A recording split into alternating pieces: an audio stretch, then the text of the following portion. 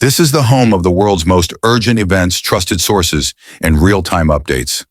Breaking News America. Real Time is on air.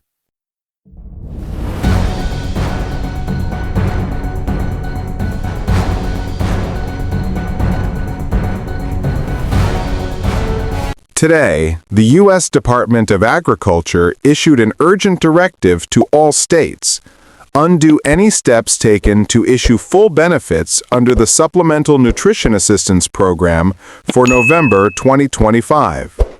This order comes after the U.S. Supreme Court granted an emergency stay, enabling federal authorities to withhold roughly $4 billion from the program for now. As a result, new guidance says states may now only distribute partial benefits.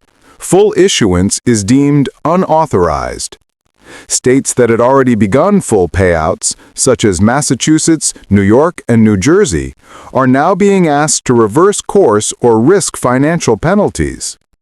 With around 42 million Americans dependent on SNAP each month, the shift is raising alarm among advocacy groups, food banks, and low-income households facing difficult choices about groceries, medication, or both.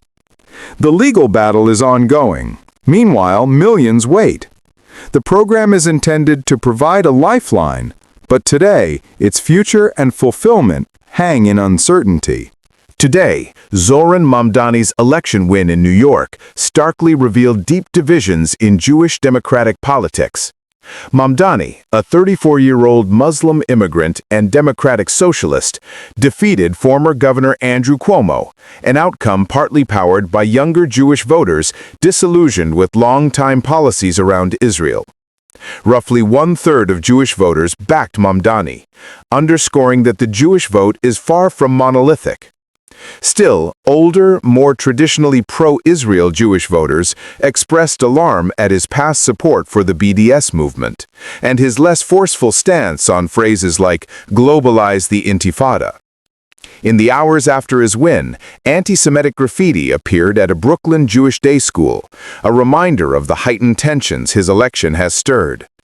As Jewish community leaders vow to monitor his administration, national Democrats face a challenge: how to hold together a coalition in which Jewish voters are increasingly split by generational and ideological fault lines.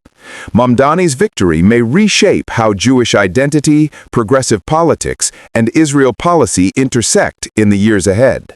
A tragic afternoon in the Andaman Sea. A boat carrying around 300 Rohingya migrants from Myanmar's Rakhine state sank near the Malaysia-Thailand maritime border. So far, 7 lives have been confirmed lost and 13 survivors rescued.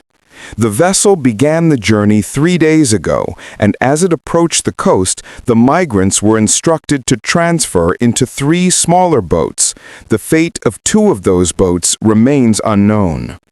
Rescue teams are now scouring an area of some 170 square nautical miles near the island of Langkawi, battling fading daylight and uncertain weather. This latest disaster underscores the desperate escape routes the Rohingya undertake, fleeing persecution, poverty, and statelessness. Lives hang in the balance. The international community is being called on to act before more families vanish beneath these waters.